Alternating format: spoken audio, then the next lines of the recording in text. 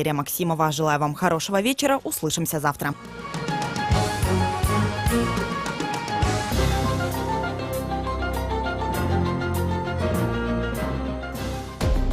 С понедельника по пятницу в 9:35 и 19:30. С вами Радио Крым Реалии. Слушайте нас на средних волнах на частоте 549 кГц. Свежие новости, важные события, мнения экспертов. Все это в нашем эфире. Радио Крым Реалии. Крымчане имеют право знать. Здравствуйте, друзья. Это Радио Крым Реалии. У микрофона Павел Казарин. Это та самая ситуация, когда сегодня в течение одного дня мы несколько раз меняли акценты в том эфире, который готовили вместе с коллегами. Потому что просто несколько раз в течение дня поступала дополнительная информация, которая переворачивала ситуацию с ног на голову. А может быть, наоборот, с головы на ноги. Дело в том, что все мы стали свидетелем того, как на новостных сайтах этим утром в Украине и в России появились сообщения об инциденте, который состоялся на административной границе между Херсонской областью и Автономной Республикой Крым. И главными фигурантами этого инцидента называли как раз-таки общественное объединение «Аскер», в основном состоящие из крымско-татарских добровольцев, которые дежурят как раз-таки на админ-границе. И в качестве второй стороны вот этого инцидента, в качестве второй стороны конфликта назвали одно из подразделений украинской армии. И кто там на самом деле первый начал, было разобраться очень сложно. Появлялась информация просто о том, что представители силовых органов Украины, они обыскали территорию, которую занимали представители общественного объединения «Аскер», якобы нашли там какое-то вооружение. После этого, собственно, представители общественного объединения «Аскер» говорили, что да нет, на самом деле никакого оружия найдено не было. Да и вообще ситуация связана с эксцессом исполнителя. Возлагали вину за происходящее на командира одного из подразделений украинской армии. Потом, через несколько часов, стало известно, что эта ситуация обсуждается на самом высоком уровне с участием министра обороны Украины Степаном Полтораком. Вот что на самом деле сегодня произошло, будем выяснять прямо сейчас. У нас есть, чуть менее 23 минут. Времени очень мало, вопросов очень много. Потому прямо сейчас небольшая информационная справка из того, что было известно по состоянию на 16:00. Репортаж.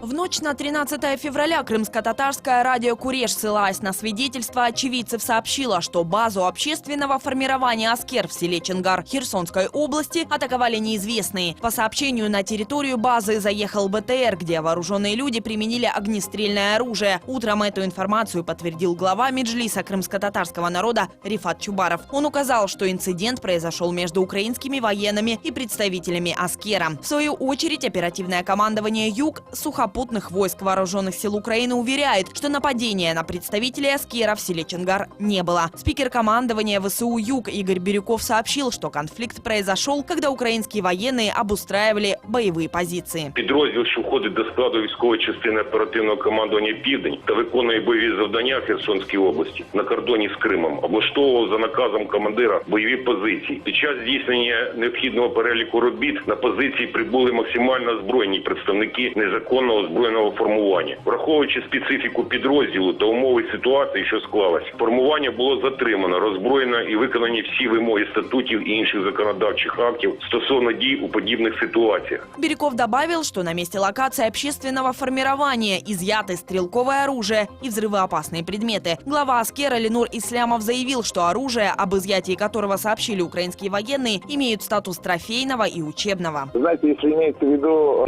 те учебные гранаты, там и все такое прочее, которое у нас есть, то, наверное, да. У нас есть закон Украины, если вы знаете, у нас есть закон Украины, по которому трофейное оружие передается батальонам. Так вот, если у нас будет трофейное оружие, на самом деле, точно так же передаться это оружие батальону, который будет сформирован после получения номера воинской части. Также Ленур Ислямов добавил, что на данный момент инцидент между его формированием «Аскер» и вооруженными силами Украины исчерпан. В сети появилось видео, на котором комбат 34-го батальона 57-й бригады вооруженных сил Украины приносит извинения активистам. Для нас инцидент исчерпан. Я сам здесь сейчас. Все происходит в штатном режиме. Все ребята готовятся. Вот сейчас ужин будет. Все здесь. То есть никто не пострадал, ни одного даже собака не стало. У нас нет претензий со Сбройным силам Украины. И у Сбройных сил Украины нет претензий к нам. Вы это на видео все увидите. Гражданское формирование «Аскер» было сформировано участниками гражданской акции по блокаде Крыма. Активисты проходили подготовку к совместной работе с украинскими пограничниками. Среди основных задач «Аскера» – охрана границы и усиление присутствия в Херсонской области. Активисты не имеют права на обыски, досмотры и задержание грузов и лиц, пересекающих границу с Крымом. Их функции ограничиваются исключительно наблюдением и контролем действий пограничников. Валерия Максимова для Крым Реалии. Репортаж.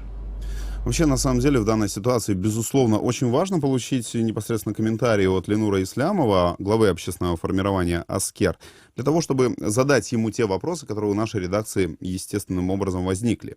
И мы договаривались о том, что Ленур Эдемович примет сегодня участие в нашей программе, пока он не отвечает на наши телефонные звонки, но мы думаем, что это связано только лишь с техническими какими-то сложностями, и надеемся, что в ходе беседы он к нам все-таки присоединится и сможет пролить свет на то,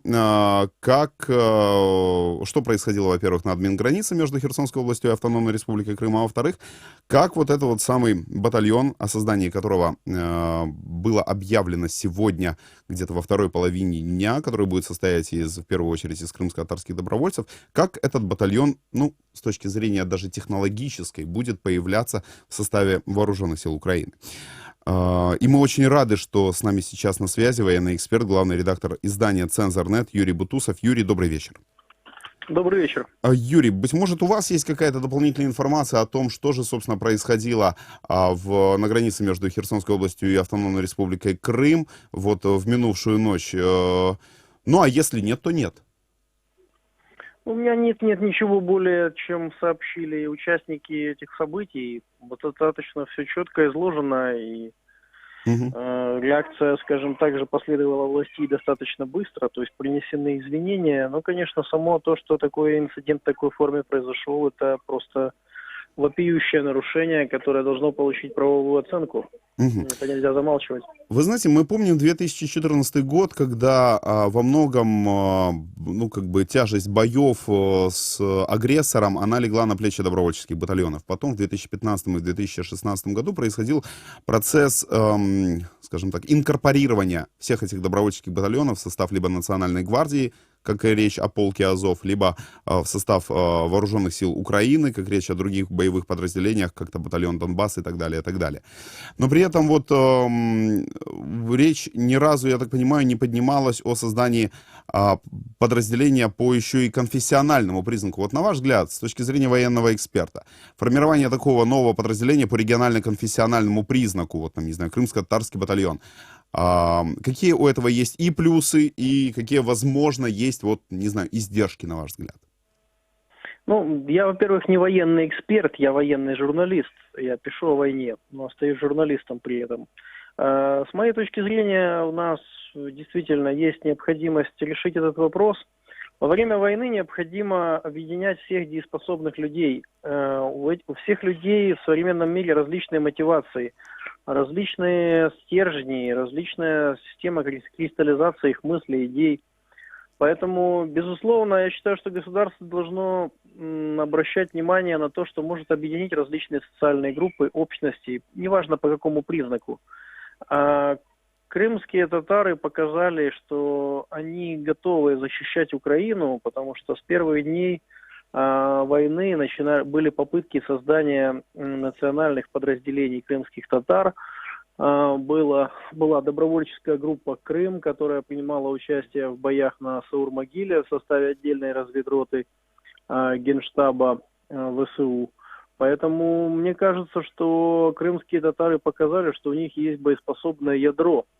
И если крымским татарам необходимо создать свое подразделение для того, чтобы вести боевые действия, и под это есть люди, боеспособные, авторитетные люди, если эти люди хотят по месту жительства оказать содействие силовым структурам и взять на себя ответственность, служить Родине, защищать границы Украины, мне кажется, что это нужно поддержать. И вопрос формы, он здесь в данном случае вторичный. Надо искать действительно дать людям возможность служить Родине так, как они хотят. Это скорее вопрос территориальной обороны в данном случае должен стоять. Мгм.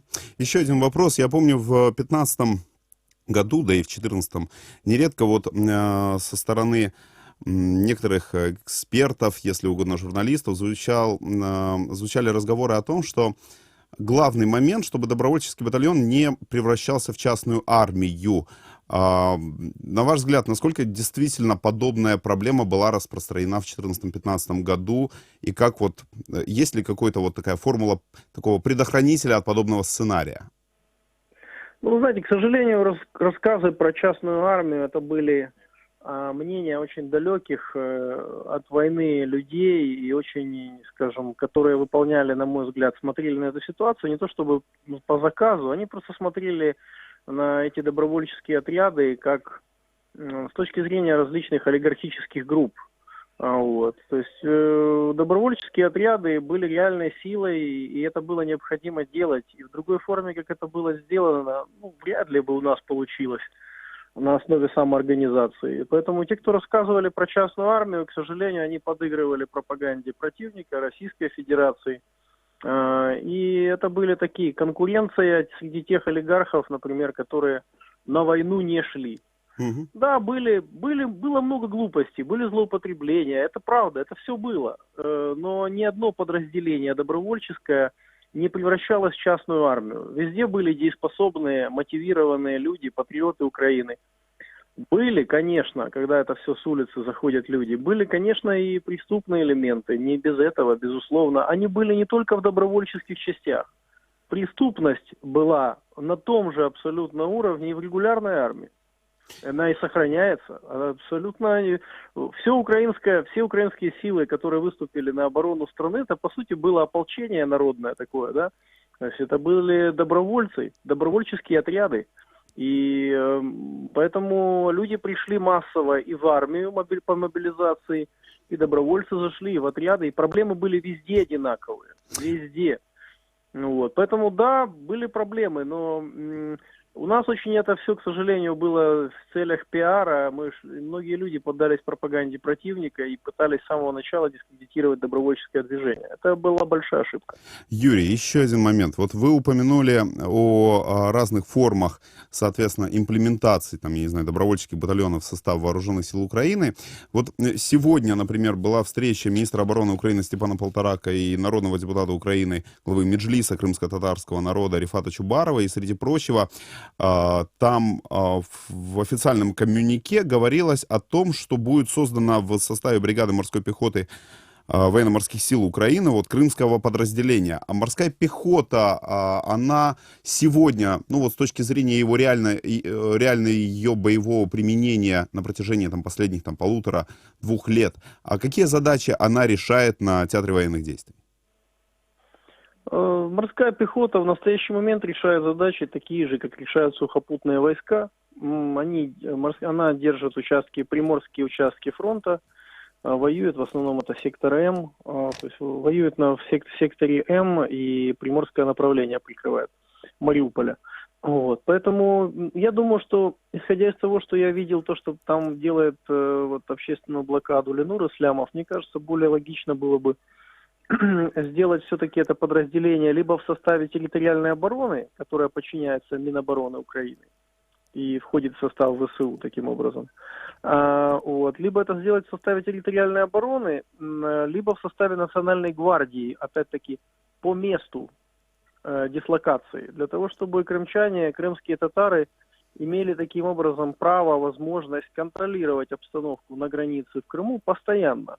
А не просто, потому что в морской пехоте, будет сформирован. Я тоже поддерживаю, там тоже это нужно делать.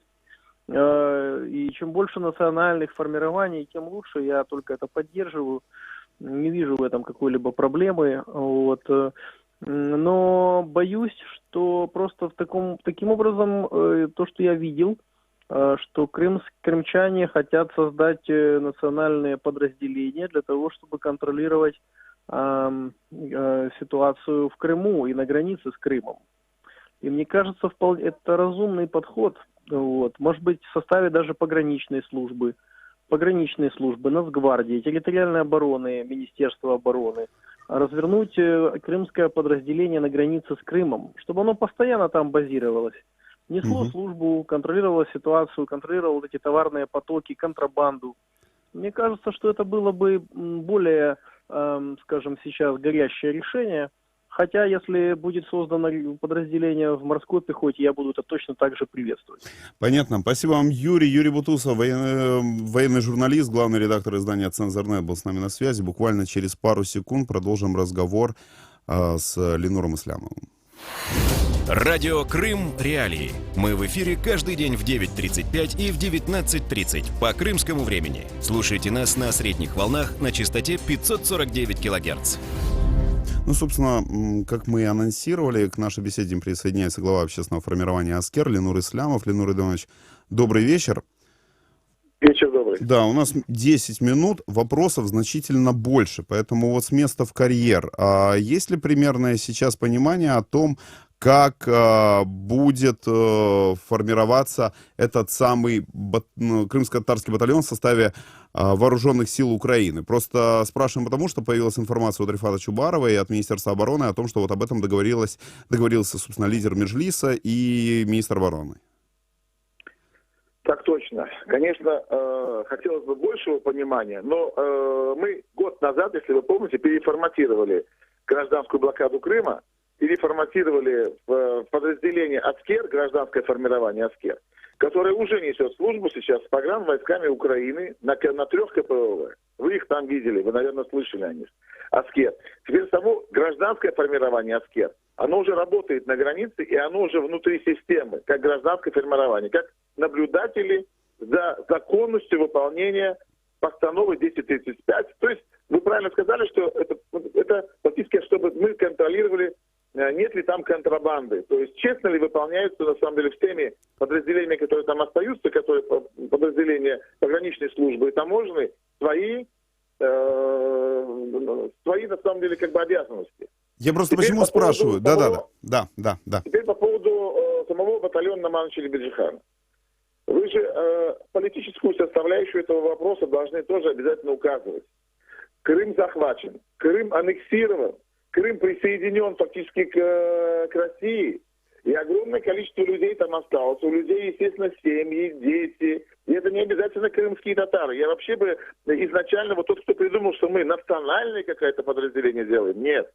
Если будет батальон Тарас Шевченко, что он должен быть обязательно состоять только из тех людей, где родился Тарас Шевченко, что ли? Нет. Мы сейчас говорим на Мамчели-Беджихан, это символ. Как Грушевский символ, вот для нас символ определенного сопротивления. Он сопротивлялся и отдал жизнь свою, земную отдал на то, чтобы на самом деле как бы не склонить голову свою. Такой вот у нас лозунг «Бойсен Маран», нескоренный по-украински, нескоренный, не сломленный, да, по-русски. Мы не хотим делить людей по национальному признаку, потому что это делали немцы в свое время, и мы знаем, чем закончился этот финал. Мы хотим просто делать определенные акценты, чтобы семьи крымчан, крымцев, которые там находятся, знали, что существует подразделение, которое занимается только Крымом. Может оно быть и в Национальной гвардии Украины, об этом говорил Чубаров и Мустафа, об этом говорили. И я говорил об этом. Мы говорили о том, что оно может быть в ЗСУ. Мы говорили. Но, естественно, как-то так получилось, как обычно получается в таких случаях. А вот кто-то там сказал, а почему это должно быть, а кому это выгодно. Как обычно. Ленур Иванович, вот уточнение небольшое. Вы говорите о том, что вот теперь, например, Степан Полторак дал отмашку, и этот процесс, скажем, легализации или перехода из общественного объединения в состав батальона там, Вооруженных сил Украины будет запущен. И вот, например, делают батальон в составе морской пехоты, бригады морской пехоты. Но мы понимаем, что бригада морской пехоты, вот мы говорили с Юрием Бутусовым, она выполняет задачи на разных участках фронта, в том числе в секторе М. И, например, завтра этот батальон посылают под Мариуполь, а не оставляют на админ границы с Крымом. Какая реакция? Я хочу вас тоже уточнить. Смотрите. Батальон, который попадает в Сбройные силы Украины, он ничем, кроме тех вещей, которые вот мы перечислили, тем вещей, которые он должен нести, это он там должен быть имам, который, да, религиозный, вот эти вот небольшие хотя бы, но формы, которые должен преследовать. И там не должно быть пьянины, и пьянки там быть не должно. Я думаю, что вы с этим согласитесь. Если со свининой вы не очень согласитесь, то со спиртным вы должны согласиться, потому что это пагубная вещь для армии, особенно сейчас.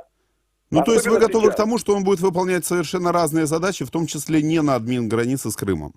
Вот, теперь на самая определенная тонкость. Смотрите, политическая составляющая, чтобы мы, молодых ребят, которых никогда на самом деле в таком количестве в Сбройные силы Украины не призывали, именно крымских татар я имею в виду, потому что все-таки мы говорим от лица крымских татар в первую очередь.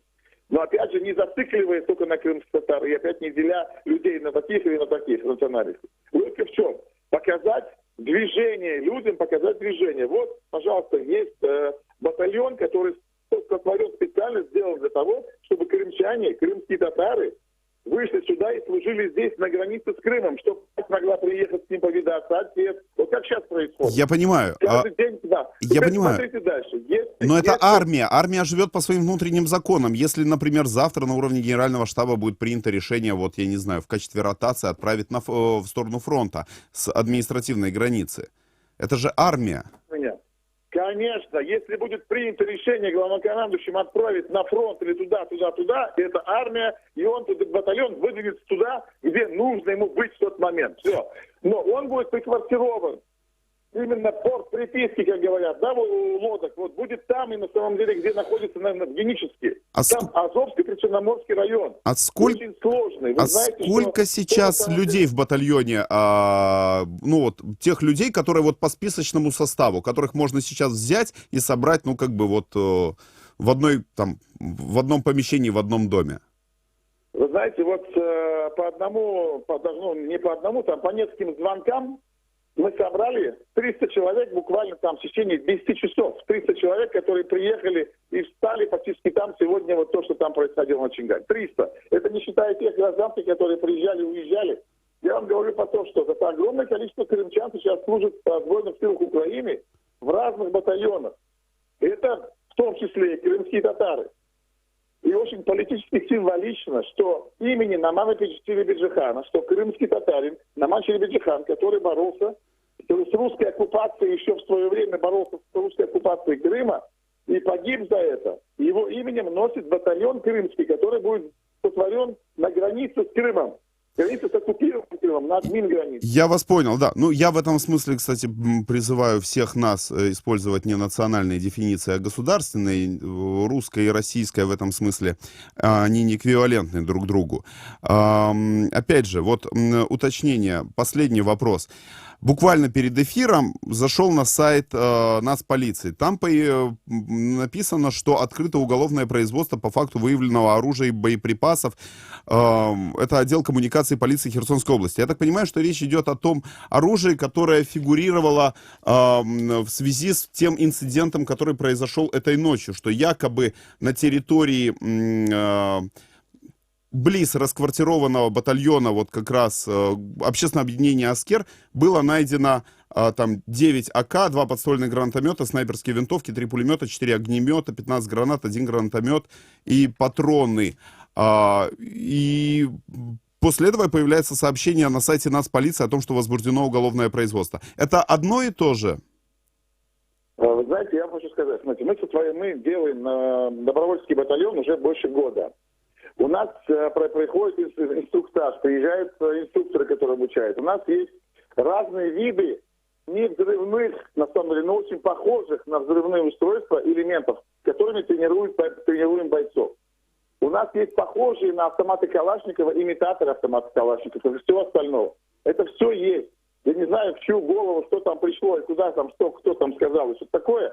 Просто я говорю, на самом деле, об этом инциденте уже сегодня столько мы говорили все. Уже и туда, на самом деле, до президента что дошло. И слава богу, что сегодня все так решилось, что жертв не было. Вы видели, что... То есть это не боевое оружие? Вы утверждаете, это не боевое оружие? Конечно, трофейное оружие может быть там, могло быть у кого-то трофейное оружие, на самом деле, потому что я фактически приехал в тот момент, когда уже такой разгар событий был, и все это, слава богу, как бы замечательным образом разрешили. Мы ваше мнение услышали. Ленур Ислямов, глава общественного формирования «Аскер», был на связи со студией «Крым Реалии». Мы, друзья, будем следить за тем, что будет происходить в связи с батальоном Намана Челебеджихана. Если там будут какие-то подвижки, мы вам обязательно расскажем. Берегите себя и слушайте нас.